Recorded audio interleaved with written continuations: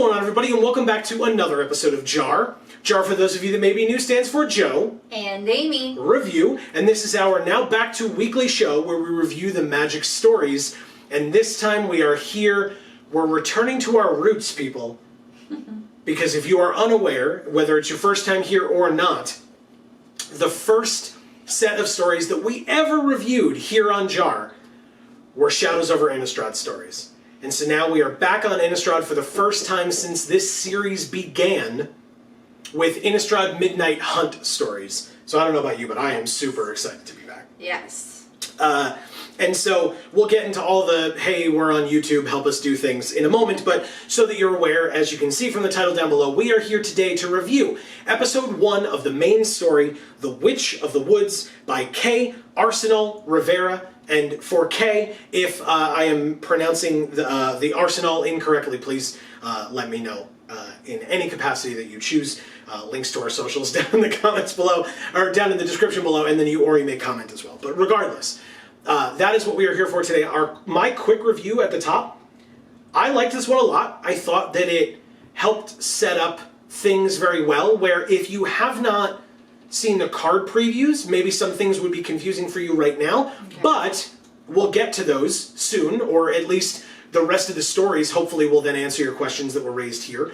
But regardless, otherwise it felt like there was a lot of information given here without it being, well, here's your information dump disguised as a story, right? It didn't feel like that to me. No. So for that reason, I enjoyed it. I don't know about. Yeah, no. I was just gonna say it was good. It was good. You should go read it. And if you are unsure of where to find it, then we have tried to remove as many barriers to that as possible for you. And so the top link in the description down below will take you to this story so that you can read it for yourself. So please feel free to do so. And then, of course, we would love it if you would come back here and join us for the continuation of this review. Before we begin our full review itself, hey, this is a YouTube channel and we do YouTube-like things. If you would subscribe and ring that bell, it would be super appreciated for us, yes. But it also helps you out a lot because you will get notifications whenever any of our videos come out, including the continuation of these stories in the coming weeks, and we will tell you at the end. We'll have that special announcement of how we are choosing to do these stories for Innistrad Midnight Hunt as the set goes on, or as these stories go on. So definitely stay tuned for that. We also stream every Monday and Friday. If you're a big fan of Magic, we stream Arena every Monday from 8 to 10 p.m. Eastern, right here on this channel, live. And on Fridays, we do video games. This Friday, we will be going back into Marvel's Avengers War for Wakanda expansion. So we're looking forward to that. But on to the full review itself. That's what you're all here for. That's what we're here for. Yeah. We start with what you very appropriately said could have been a story all on its own. Right. Which was the first, couple of paragraphs of this story about Klaus the vampire. Right. He was being chased by humans because he had killed the Elder. He had hid among them as a monk, killed the Elder, and was chased down by human hunters, who then, as the night became nighter, or later, I guess would be the proper way of saying that, but as no, the night nighter. Grew on. Yeah. But as it got to that critical moment, Klaus became more vampiric, but the human hunters became more werewolfy. Yeah. And he died. Real quick, he died. And it was great. I enjoyed it. I thought it was great. I agree with you with your sentiment. Yeah, yeah. I mean, that section of the story was short, but it was good. Yeah. And I think it could have been its own little mini story. Yeah. You know, if it wanted to be. Yeah. It was cool. Some of the quotes, I guess, that you could say that Klaus had. It was just cool for me because my first cosplay that I ever did was the Heir of Falconwrath. It's true. So I liked some of the stuff he said about Falconwrath. Oh yeah. Well, and you know what's interesting, right? You read that and you're like, wow, I love listening to the dialogue and etc. And it's, you know, it might as well have said at the end of that paragraph in parentheses, like, wait for Crimson Vow, like don't forget Crimson Vow's coming, because it was good. It was really good, and so it implies like this is going to be cool when Crimson Vow comes out. So I appreciated that as well. I thought that was cool. Also, I don't know whether this was supposed to be an indication of the things that Klaus focuses on, or whether this was just something that the author chose to emphasize, but there was a lot of discussion about the musculature of these werewolves. Yes. Like a lot of discussion where it was like, Klaus, are you thirsty for these werewolves, dude? And I don't mean like you're a vampire, I mean like, do you need a minute? Like after, the werewolves transform and Klaus is over here like, wow, did you see, wow. Like, it's like, I'm not going to judge you, but at the same time, they're going to kill you. So, like, maybe focus more on the running away and transforming and less on the, wow, did you see those muscles? Well, isn't that what always happens, right? You get into situations that you shouldn't be in sometimes. And then you let your boner do the thinking instead of your head. It's true. That's definitely how things work, unfortunately, sometimes. Don't do that, guys. And it's funny, right? If this had been, obviously we have the side stories, and we'll talk about that at the end, as I said, but we have the side stories that will be put out where there would be more of an opportunity to focus on individual characters that are not Arlen and presumably later on Teferi and etc., like the main characters of the mainline story, but legendary creatures that could have stories all their own, kind of a thing. And if that's the case, this, you're right, this in and of itself could have just been like a, hey, this is the lead-in, night is a problem, right? Night, when it comes, when that hour hits, things happen. Vampires change, werewolves change, and it becomes more of a problem for the things that those vampires and or werewolves are going to be hunting, or that would be prey to those things. So it's the witching hour, but it's really less about witches and more about werewolves and vampires. The witch comes later in this story. Exactly. But it really feels like, that could have just been in that story to be like, hey, by the way, let's not forget, night equals bad. Okay? You're a human on Innistrad, night equals bad. Here's your little blurb where we could have just said, hey, by the way, night is bad. But instead we gave you this really cool intro. It shows you how cool vampires can be. Don't wait, don't hold your breath for Crimson Vow, but it's coming. And yet it wasn't that. It actually did lead into the story itself. I didn't think it needed to, but it does make sense to actually tie it in and have a reason for it being there. Well, it also makes sense to have it be an actual good, well thought out story. Oh yeah. If only for the fact that people have heard vampire and werewolf stories a million times over. So you have to do something to make it unique and good, despite the fact that they're bringing all of that with them to it. Yeah. In fact, I'm pretty sure Twilight just came to Netflix recently. I could be wrong on that, but I think that's correct. That I think Twilight was just recently on Netflix or something, at least here in the U.S. But so I think that's kind of funny that you brought that up. Well, I think during this set, we're all Team Jacob, right? Yeah, so. And next set, we all switch over to Team Edward. You gotta turn the flags around to the other side, and then it says whatever. It's a way to bring people together, is really what we're saying. As they're torn apart, literally. People torn apart. Then we get to kind of Arlen investigating this murder of the Elder, or this drinking of the Elder. And this is where we start getting a lot of the information getting dropped on us, whether you noticed it or not, right? And it's little things here and there. It's not necessarily a backstory dump, but it is like, hey, by the way, like FYI, don't forget about all these things that happened, because while people probably, if you were around for Shadows over Innistrad / Eldritch Moon, you probably didn't forget, because at the time it truly was one of our favorite stories. Right. Avicen's gone now. Yeah. And that's a big deal. Because she was a big deal.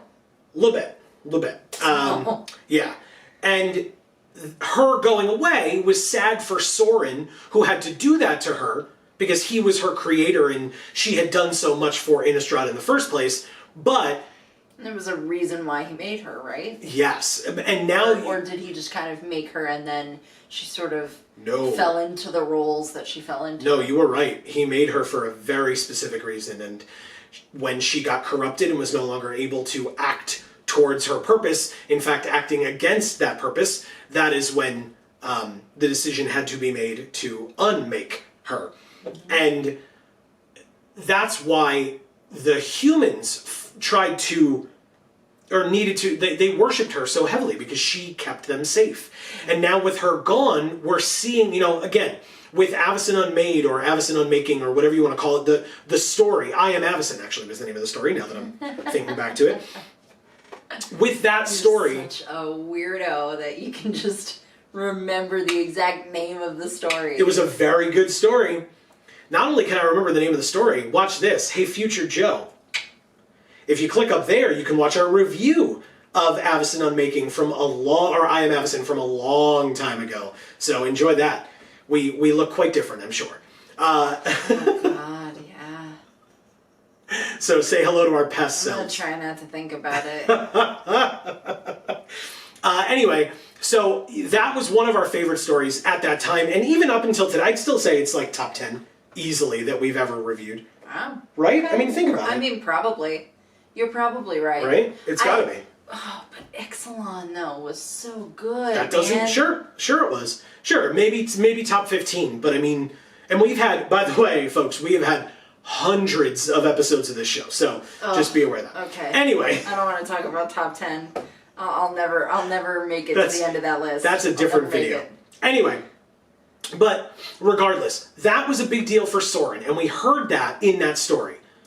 But in this story, we get a little bit of a hint. And hopefully it will, I assume it will be mentioned more and more in this story, or in these stories, I should say, excuse me, of what Avacyn meant to the regular populace as well. Specifically, obviously, the human populace and the folks who worshipped in the Avacynian church. But she was a big deal. She kept them all safe. And now she's gone. And because she's gone, one of the things that we're hearing about is that the night is beginning to overtake the day. Arlen mentions that the sundials show like 6:30, right? Or 7 o'clock, or whatever it is, 6:30. And yet it's barely like 4 in the afternoon. Right. Because based on how the sun is going down and the moon is beginning to overtake and set the night up, it's happening earlier and earlier now. And of course, she doesn't say this, but presumably that does not mean that then the sun rises at, 4 a.m. Right. It would still rise at its normal time, and it's just the night is becoming that much more Or possibly extended. later. Right, yeah, exactly. So the night is extending that much further and taking over the day, which is a problem for the human populace because there are things like vampires and werewolves out there that... Like you said, night equals bad. Night equals bad. We also heard about the... I have no idea how to pronounce this truly. If somebody wants to try to put a pronunciation guide for me in the comments, I'd appreciate it. Boy. Is it the Travels, the Travails, the Travails? Travails. Travails? I have no idea. I know how to say Vales. I know how to say Trav, but Travails? It seems odd. It seems like that's not how it's supposed to sound, but that's how I'm going to say it. I have no idea. But Veils. yeah, it makes more sense to me for it to sound like travails. Who knows? But anyway. Don't ask me how to pronounce stuff. I don't know how to pronounce. It was slightly unclear, and I know that there's some flavor text on some of the previewed cards that I can't think of off the top of my head, and I did not look them up prior to this, but because I wanted to just read the story and try to understand the story. But the travails were mentioned here, and it seems to me that the travails reference the death of Avacyn or the killing of Avacyn, I think, if I had to take a guess. And or like the showing, like when Emrakul showed herself and that whole experience of bringing forth all of that nonsense. If not all of the above, but right. it felt like that was what the travails were referencing when they were referenced. That was the name given to that period of time, aka Eldritch Moon, basically. Right.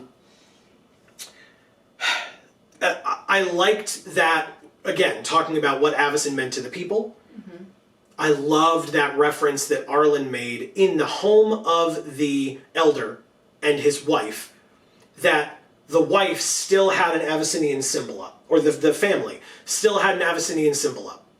She's dead. She's been dead. But they still have it up. Yeah. They still look to it despite the fact that she betrayed them. Like, she didn't, but you know what I mean. Oh, how long has Jesus been dead? like. Well, right.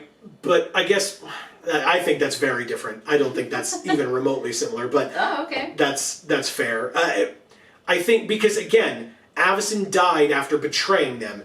Jesus, in the story, died to save the people. Right. So it's like arguably the exact opposite. After betraying them, but the people who lived, the people who are still there, might not see it that way, or might not have been affected enough by her betrayal to have decided that it was just a betrayal. Sure, but or they might be thinking about the real reason why she did it, which was the corruption. It wasn't her fault. It wasn't her decision to make. Yeah, it just didn't seem like they said that at all. Her point, the wife's point was, she was supposed to keep us safe. She didn't. Right? The wife even said that. Even while noticing that Arlen was looking at the symbol as if to say, I know it's stupid that I still have it up, but, she was supposed to help us, and she didn't. And so it's still there, but I know it doesn't make sense that I keep looking at it or whatever, or keep it even up there. If the symbol represents hope of safety to you, Sure. Whether or not the person that the symbol is associated with actually fulfilled that promise to you, doesn't mean that symbol doesn't mean that to you. And in a time like this, it's certainly not the time that you decide to forsake that symbol all of a sudden when what you really need is hope of safety. Right. No, I understand that. It's just, and I appreciated that imagery a lot because that symbol, arguably in the real world, those of us that enjoy Magic, that symbol means a lot. It's from Innistrad. It's from Shadows over Innistrad. It's, you know what I mean? Like, it's from Eldritch Moon. It's all of these set symbols are inspired by that Avacyn symbol. The art on all these cards, when you see these symbols, even in this set, there's art that's been previewed where those symbols are kind of like cobbled together or like kind of re-shown differently. And for either Shadows over Innistrad or Eldritch Moon, like the trailer that was put forth for them showed that symbol like twisting and contorting itself. Yeah. It means a lot, and it has meant a lot through the course of the entirety of our time on Innistrad as players as well. So it makes perfect sense. Those flashback cards that are in this set, prominently show those symbols because that's what was important in those flashbacks, right? Yeah. So it makes perfect sense that it still be there, and that that she look at it and kind of go, well, like I get it. It shouldn't be there, but it's still there, and I'm not really sorry about it, but I'll pretend that I'm sorry about it. Yeah. Then we hear more about Arlen. I'm not fully sure how I feel about the white stag, the whole white stag thing in this story. Okay. I think it was fine. Maybe I missed something with it. Like, I feel like it was supposed to mean more than it did to me. Well, I think you kind of had to explain to me too, like, because it said that it was of the moon. Well, Avacyn, if I recall correctly, is made of a sliver of the moon. So just the whole idea that, like, this stag is cut from the same cloth as Avacyn was, similar, right? It in and of itself is holy. Its presence there should be treated as such. And so Arlen and her wolf pack, if you will, but her 4 wolves that she travels with, left it alone. They let it live despite the fact that the other wolves were hungry. And she says that, and she was hungry. But that they were able to turn around and find another hunt, right, or another piece of prey for themselves, and not kill this holy animal. And yet they then wake up the next morning to this holy animal dead, or at least the head of that holy animal dead in front of them. And then later, seeing the white stag again, and knowing, well, there can't be two of them. And so there's something fishy going on here, and that's when the witch, or Avacyn is able to, or Avacyn, wow, Arlen, excuse me, is able to kind of call out the witch and be like, well, you're obviously not a white stag lady, so how about we just talk, I guess, you know, like, so that was, I felt like there was supposed to be more than that to me. Maybe I'm just reading it wrong. Well, I mean, it's obvious that the witch was watching her, right? Because the witch would have had to know that she forewent eating the beautiful stag so that the witch could then try to pretend to be the beautiful stag, right? I don't technically know that, because I don't know what relationship Tovalar has to this witch. And if Tovalar, whose sword it was that the skull was on top of the white stag, if Tovalar is the one that killed and or ate the stag, it's possible that Tovalar told the witch of what Avacyn, or god damn it, I'm going to keep doing that, I'm so sorry, what Arlen did with that white stag, and what that white stag would mean to her if she were to come upon a white stag in the woods like that. It's not very unclear to me right now. Maybe it will become clearer in the coming weeks, or maybe it's something that you think is perfectly clear, and you can always let us know in the comments down below. If we ever say anything that you're like, I didn't read it that way, or I don't think that's correct, we would love to hear from you. That's correcting us, always helpful. Yes. Because then we learn something, as well as you getting to show off your knowledge of this stuff, and we always appreciate that. Yes.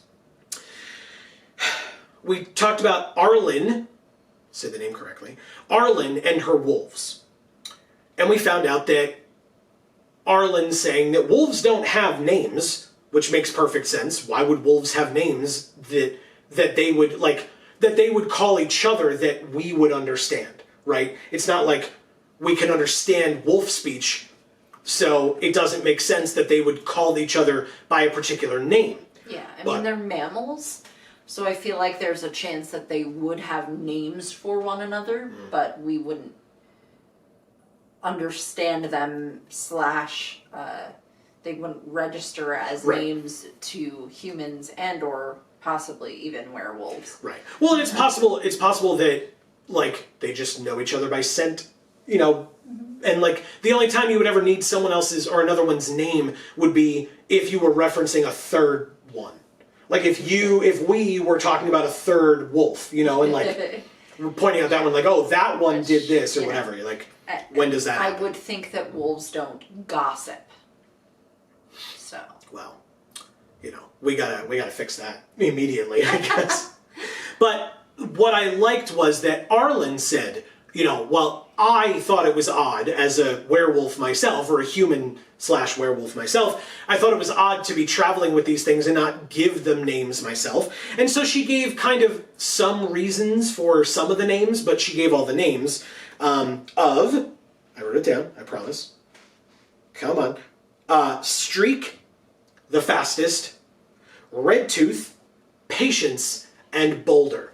And when she talked about Boulder and running around with the tongue lolling out and he was the big fun one, I legit thought to myself, I was like, oh, so it's the Michelangelo of the four of them. It's just the Teenage Mutant Ninja Wolves, and they are the four personality types of the Teenage Mutant Ninja Turtles, and that's really cool. Regardless, no matter how you want to perceive them as what combo of four, I love it. I think the names are really cool. It makes sense. So that was really, really awesome. Then we meet the witch, finally. Catilda, pretty interesting name. I liked it.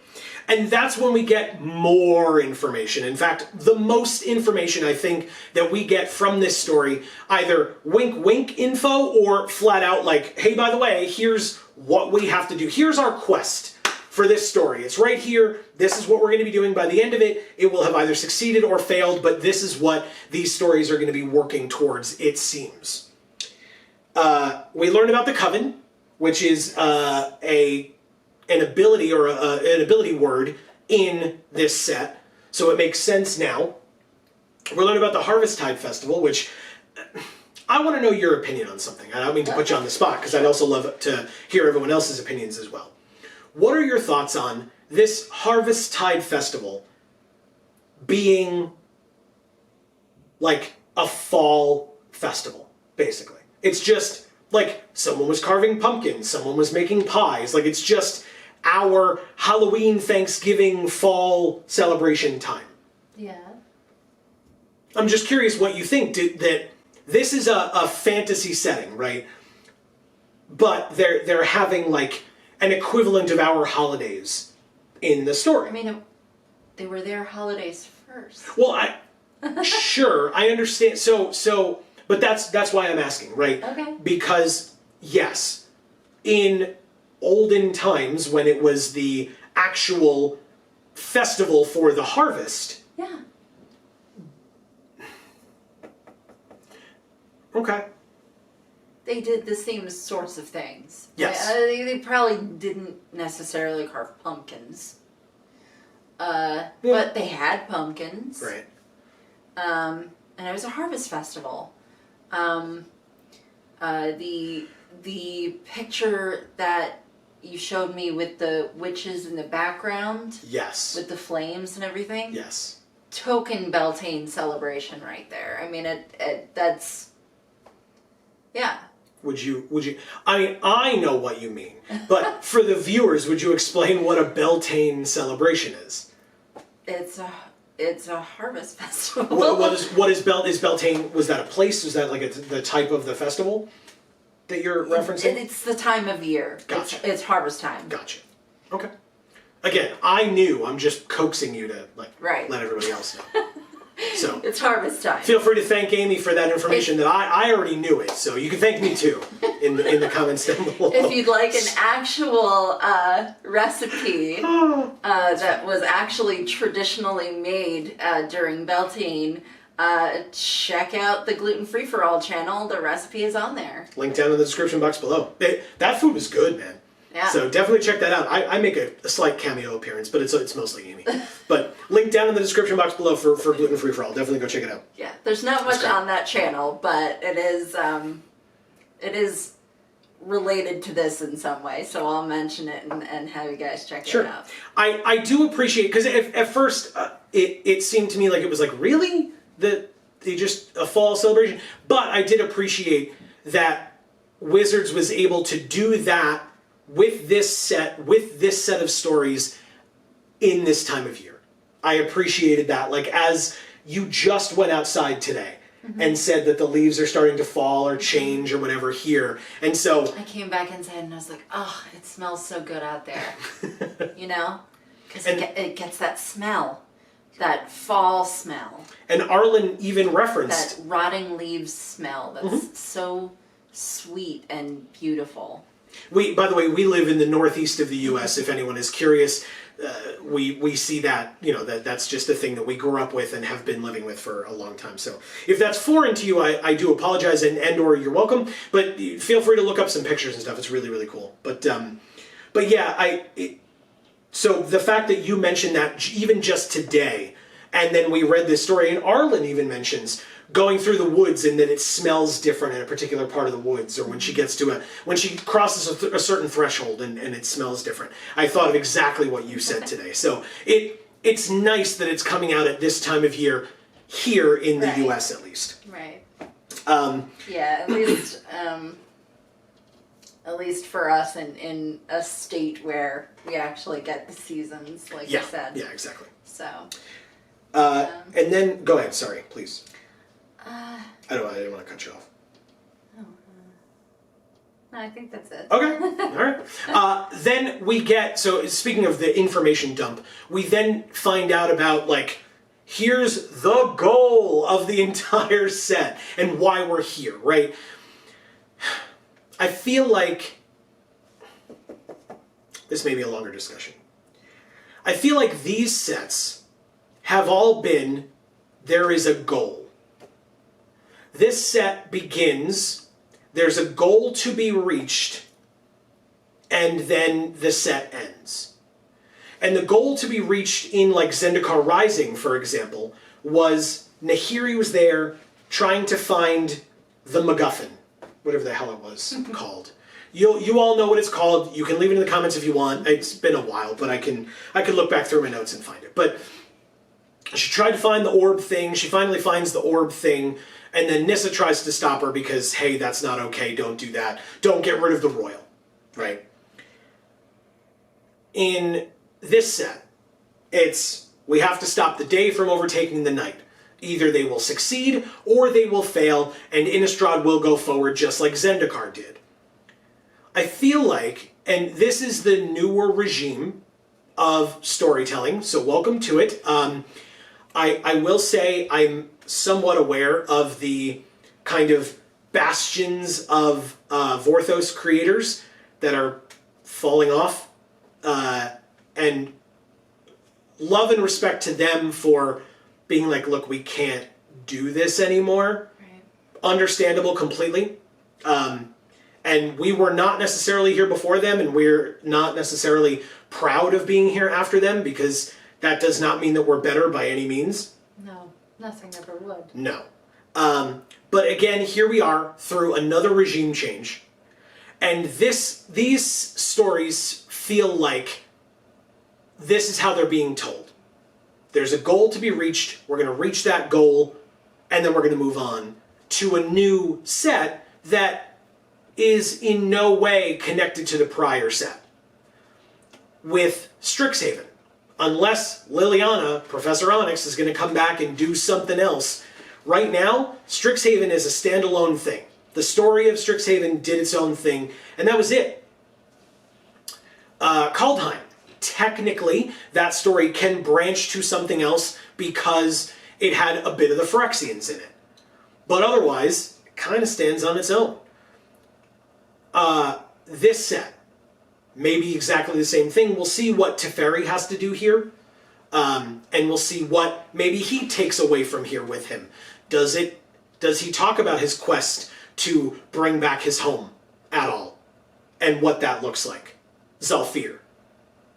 Maybe he doesn't. Maybe it has nothing to do with that at all. Although that's kind of a big part of what Teferi should be trying to do at all times. Not because it's his duty or anything, don't get me wrong, but because he himself has said, this is my goal, this is what I'm looking for. That's the motivation that he has. Exactly. Right. So I'm curious how this set keys into that desire for him, if at all. Or if it's just right place, right time, oh sure, I'll help you, and then he goes away. We'll find out. But that's what a lot of the Planeswalker dealies seem to be of late. It's like, this plane needs help. I'm a Planeswalker. I'm gonna show up out of nowhere and help. That was... Or I'll show up because a beacon beckoned me here. Well, that was the, oh god. That was in Strixhaven. That moment in, like, the final story where, Liliana was like way off in the woods somewhere, and then the twins were in trouble and she appeared and told them, go down that way, and they went down that way, and lo and behold, it was exactly where they needed to be for the finale. It was like very convenient.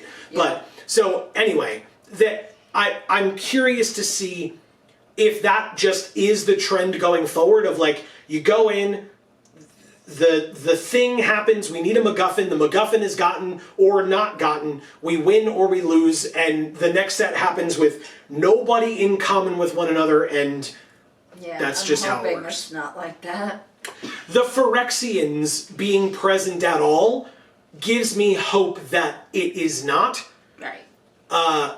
Who can say?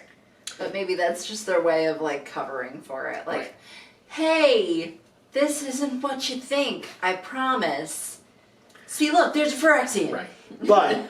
But this set, I guess I'll get to it. The MacGuffin for this set is that the humans are trying to find the Moon Silver Key to unlock the Celestis, which is the big machine-like thing that they are living under or having this Harvesttide Festival under. And they're going to try to use that to bring back the actual balance between day and night, so that it seems more of a balance. It does not seem, at least from what we heard from this witch Catilda here, it does not seem like they're trying to unbalance the day more than the night. It seems like they're just trying to restore full balance, allowing the hunters to still hunt at night, but giving the humans a chance to what the hell word am I trying to look for? Like orient themselves. Reconvene during the day to like recharge a bit for themselves. So that's what it seems like. We'll see as the stories continue what that means. But that was kind of the story. Is that like this is what's going on? Tovalar howls at the end. So cliffhanger. Come back next week. And at this point that we're filming this, it is next week already. The story is already out for episode 2. So feel free to go read that for yourself if you are interested. We will be back with that because I promised I would talk more about it, but I want to make sure. Do you have anything more you want to say on this story?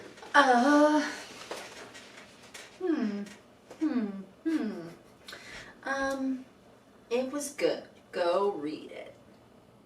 Check out those recipes. And, gluten-free for all down there, like she said. Yeah. Okay.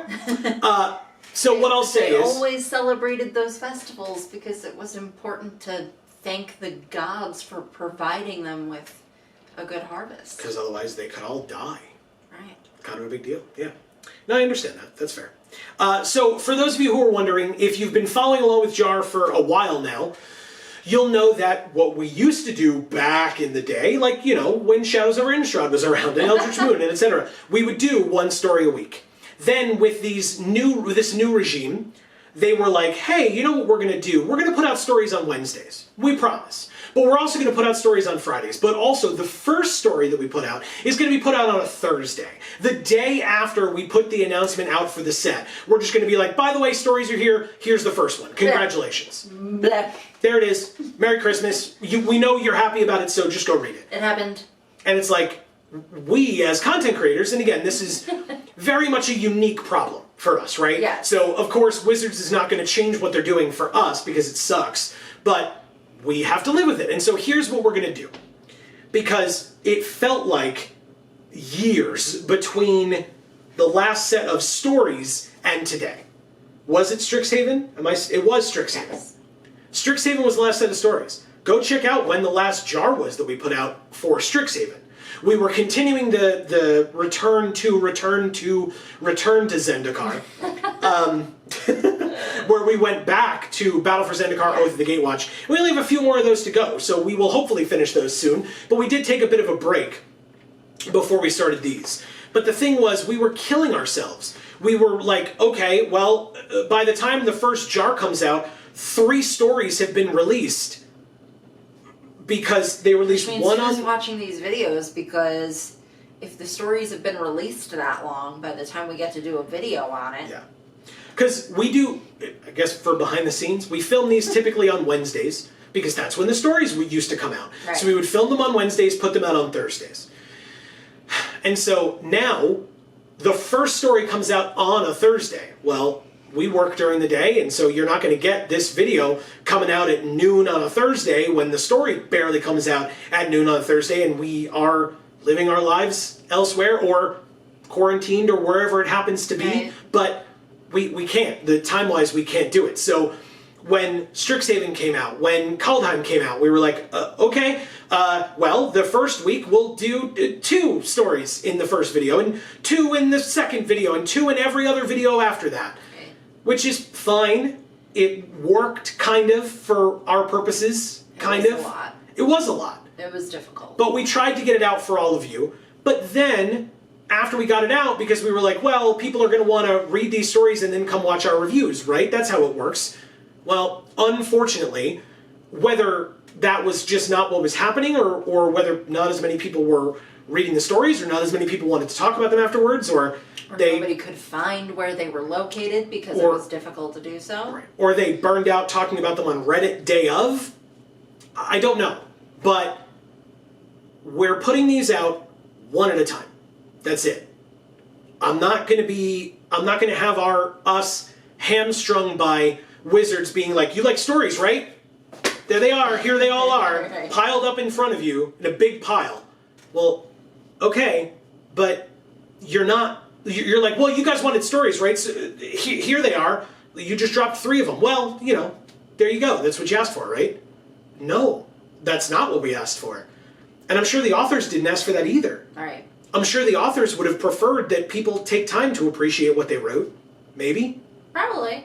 And like actually analyze it and give it the credence and the time that it deserves for the nuances that exist in the writing. Maybe. Yeah. So that frustrated me a lot. It frustrated both of us a lot because we wanted to get this stuff out because we know people care and we know we care. But we don't want to half-ass anything. And we also don't want to... Like, if we read 2 stories and one of them's fine and one of them's amazing, I wonder which one we're going to want to talk about more. But the one that's fine deserves time too. Right. So... And it deserves our honest opinions. Right. You know, it doesn't deserve to be... Well, it wasn't as good as this one, so we'll talk about this one. Yeah. It deserves to be given time. So, all that being said, we're doing them one at a time. Next week, we will be back with side story number 1. And as long as they, because God knows they've done this before as well, as long as they release them all consistently without springing a, by the way, we're not releasing one this week, because we're so backlogged, we should still be fine. But I know as of the date of filming this, on Wednesday, the day before this video goes out, there's already episode 2 and side story 1. And the day after this video comes out should be side story 2. So if that's the case, we should be able to do episode 1, side story 1, episode 2, side story 2, etc. through that way. If something comes up... It might take a while, but it'll only take a while if they don't decide to throw a monkey wrench in it and say they're not going to put stories out again. Yes, but also the reason that we're making it take a while, or we're allowing it to take a while, is because otherwise, after we rush out all of these videos, where we do 2 stories per video, then there's just nothing. Right. Then we go back to Eldritch Moon, which are amazing stories, mind you, but nobody is looking for Eldritch Moon reviews unless you're following along with us. Because why else would anybody... I mean, I guess now, maybe... Not, did I say Eldritch Moon? Sorry. Origins. Oath of the Gatewatch. Oh. But, sorry, thank you. That who would be looking for Oath of the Gatewatch reviews right now? Right. Probably very few people, unless you're following along with the fact that we're doing them. So, we want to get back to those, but for now, we want to give these the time that they deserve. And so we're going to do that over the coming weeks. If it is 4 of each or 5 of each, as it has been, then it will take 8 to 10 weeks. And that's going to be great, because we're going to have content for Right. all those weeks, for all of you. And that's a big deal. And we hope that you enjoy them, but I want people's feedback. If you hate this idea, I want to know about it. I want to know why. Right. If you think, you know what, you should do 2, you need to get them out as quickly as possible, I want them quickly, let us know why. I can't promise you that we will go back to it immediately, but I want to know what people think, because Right. if Do you prefer us to get all of them out all at once, and then after that you can, take your time watching videos of us talking about super old ass stories? Or do you prefer us taking our time with these and doing a good job on these reviews, giving these stories the time that they deserve, and really getting into the analysis of some of these if they require it? Yeah. So any and all opinions are valid. We want to hear from you. Thank you so much for tuning in to any and all of these videos that you do, any and all of this video that you did. We really appreciate each and every one of you. We are happy to be back, and like I said, to arguably our home plane. It isn't, like, it's not our favorite planes. Like, I know yours is Zendikar. that one, and mine, there's a couple. But Innistrad's not, I don't dislike Innistrad, but it's definitely not my favorite. But it's the first story reviews we ever did. Those first couple, you're more than welcome to go back and watch. We have a JaAR playlist. Start from part 1. Those early ones are a little rough. We're learning. We're sorry. Yeah. But it's fine. We had few places where we could film, few... We were young, and it was messy. A little bit. But feel free to go watch and cringe for yourself. We appreciate it.